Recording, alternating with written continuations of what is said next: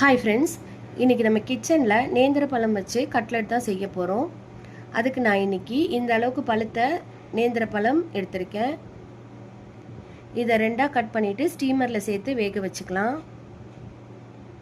5 நிமிஷத்தில் நல்லா வெந்து வந்துருச்சு. இதை ஆஃப் பண்ணி ஆற வச்சுக்கலாம். ஒரு மிக்சர் ஜாரில் 1/2 கப் அளவுக்கு தேங்காய் எடுத்திருக்கேன். அதில் 2 ஏலக்காய் சேர்த்து கோர்ஸாக அரைச்சிக்கலாம். இதுக்கு பதிலாக நீங்கள் தேங்காய் துருவல் கூட யூஸ் பண்ணிக்கலாம்.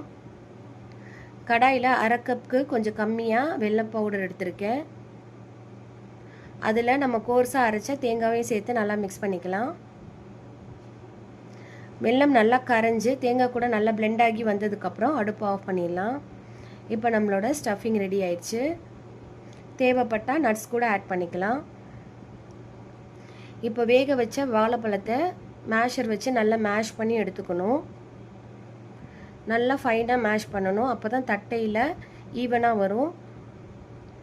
அதில் 1/4 டீஸ்பூன் அளவுக்கு சால்ட், 2 டேபிள் ஸ்பூன் அரிசி மாவு, 2 டேபிள் ஸ்பூன் ரவை, இதெல்லாத்தையும் சேர்த்து நல்லா மிக்ஸ் பண்ணிக்கலாம். தண்ணி தேவைப்படாது. இப்போ கொஞ்சம் லூஸாக தான் இருக்கும். ரவை 10 நிமிஷத்தில் நல்லா ஊறி வந்துடும். அப்போ திக்காகிரும். 10 நிமிஷத்தில் நல்லா திக்காகி வந்துருச்சு. இதில் இப்போ நம்மளுக்கு தேவையான சைஸில் ரவுண்டாக உருட்டி ரெடி பண்ணிக்கலாம். கையில் கொஞ்சமாக எண்ணெய் தடவிட்டு ரவுண்ட் பண்ண மாவை ஃப்ளாட்டாக தட்டிக்கணும். ரெடி பண்ண ஸ்டஃபிங்லேருந்து கொஞ்சமாக எடுத்து உள்ளே வச்சுட்டு ஸ்டஃபிங் வெளியே வராத மாதிரி நல்லா க்ளோஸ் பண்ணிக்கலாம். இதே மாதிரி ஃபஸ்ட்டு நான் எல்லாத்தையும் ரவுண்ட் பண்ணிக்கிறேன்.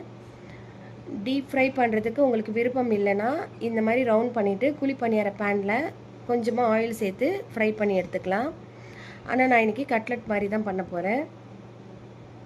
ரெடி பண்ண பாலை லைட்டாக தட்டிக்கலாம் கட்லெட் ஷேப்புக்கு. ஸ்டஃபிங் வெளியே வராமல் பார்த்துக்கோங்க.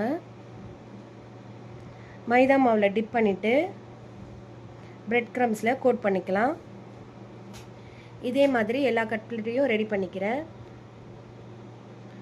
பேனில் கொஞ்சமாக ஆயில் சேர்த்துட்டு சூடானதுக்கப்புறம் மீடியம் ஃப்ளேமில் வச்சுக்கணும். கட்லெட் சேர்த்துக்கலாம். ஒரு சைடு நல்லா ஃப்ரை ஆகி வந்துருச்சு. திருப்பி போட்டுக்கிறேன். 2 சைடும் நல்ல கலர் மாதிரி வந்துருச்சு. இப்போது எடுத்துடலாம்.